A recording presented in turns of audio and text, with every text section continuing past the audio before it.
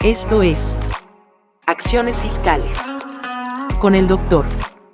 Juan Raúl López Villa. El podcast de innovación y vanguardia fiscal. Bienvenidos. ¿Qué tal? ¿Cómo están? Bienvenidos a un capítulo más de su programa Acciones Fiscales. Soy su servidor Raúl López Villa. Gracias por acompañarme. El día de hoy hablaremos de un tema sumamente importante y delicado y nos referimos a los elementos de materialidad que deben de acreditar los contribuyentes a través de sus operaciones.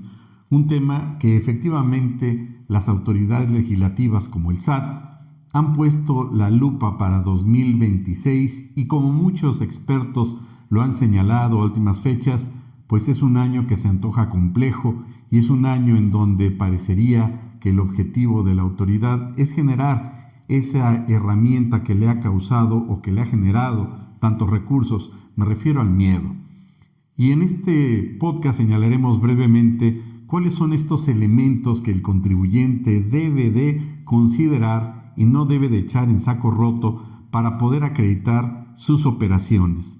Es cierto entonces que la materialidad, diríamos a partir de 2014, está inmersa en prácticamente todo el Código Fiscal de la Federación y es uno de los elementos en los cuales la autoridad inexorablemente se está basando para determinar simulación de operaciones inexistentes, ahora para establecer la inexistencia de las operaciones o que las operaciones no son reales en términos de lo dispuesto por el artículo 49 y ahora también en los elementos o requisitos que integran los comprobantes fiscales digitales por Internet.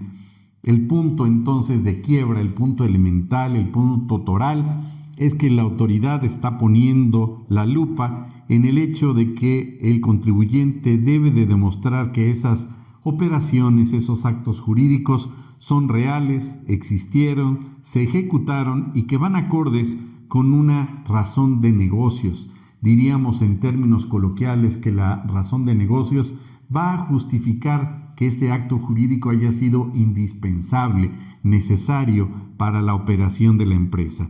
Y no solamente es la emisión de una factura como tal, sino cumplir con todos estos requisitos que ahora establece el Código Fiscal y que, como hemos señalado a lo largo del mismo código, pues ya existen de distintas formas, de distintas maneras, dispersos los elementos de materialidad.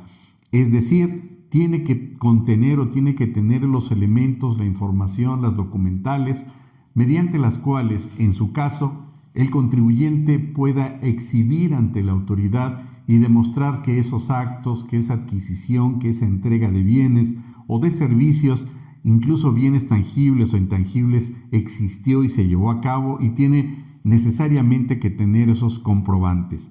Hay que recordar que la autoridad ha hecho énfasis de manera reiterada, retórica y yo diría incluso innecesaria en el tema de la famosa existencia de operaciones, en principio en 2014, a través del 69B, en este procedimiento administrativo que a final del día es una facultad de gestión, luego en 2019 con una tesis de jurisprudencia que le permitió a las autoridades fiscales determinar operaciones inexistentes a través efectivamente de las facultades de comprobación y ahora recientemente, en la publicación del 7 de noviembre en el Diario Oficial de la Federación, se establece un procedimiento sumamente agresivo que es una revisión rápida a través de la cual la autoridad puede verificar los CFDIs del contribuyente y también checar que estos cumplan con los requisitos de existencia, que sea real y que esas operaciones pues efectivamente se hayan llevado a cabo. En caso de no ser así, considerará que esos CFDIs son falsos.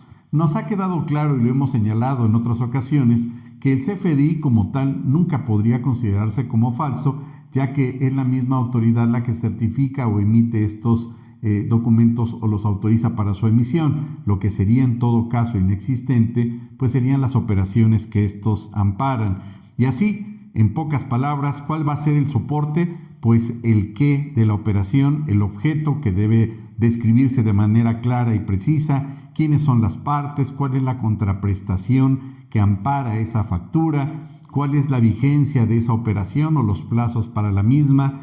Tener, por supuesto, el concepto de fecha cierta, es decir, certificado el contrato ante notario público, fedatario público, el por qué se está llevando a cabo, justificar de manera clara y contundente a través de la información o documentales, pues la necesidad de llevar a cabo esa operación acorde con el objeto de la empresa y, por supuesto, lo que conlleva a todo esto es tener todas estas documentales que amparan la operación normal, natural que se lleva a cabo, como por ejemplo el estudio, análisis de proveedores, las cotizaciones, en su caso la opinión de cumplimiento, cómo se ejecutó, cómo se llevaron a cabo en su caso los entregables, cuáles son los elementos de prueba o de evidencia de la comunicación y por supuesto cuáles son estos elementos a través de los cuales se puede evidenciar, demostrar, acreditar la entrega física de esa mercancía o la transferencia de esos bienes intangibles y finalmente cómo se acredita el pago de esos bienes y servicios, la transferencia o los documentos mediante los cuales se acredite el estado de cuenta bancaria, el registro contable y por supuesto el análisis previo que se hizo del proveedor. Si con estos elementos consideran que ustedes no es suficiente, pues con todo gusto en una sesión más podríamos ampliar cuáles son estos elementos de materialidad. Por mi parte es todo, espero que haya sido de su agrado y nos escuchamos en otro capítulo en su podcast. Soy su servidor Raúl López Villa, gracias por escucharme. Esto fue Acciones Fiscales. Síguenos en nuestras redes sociales. Hasta la próxima.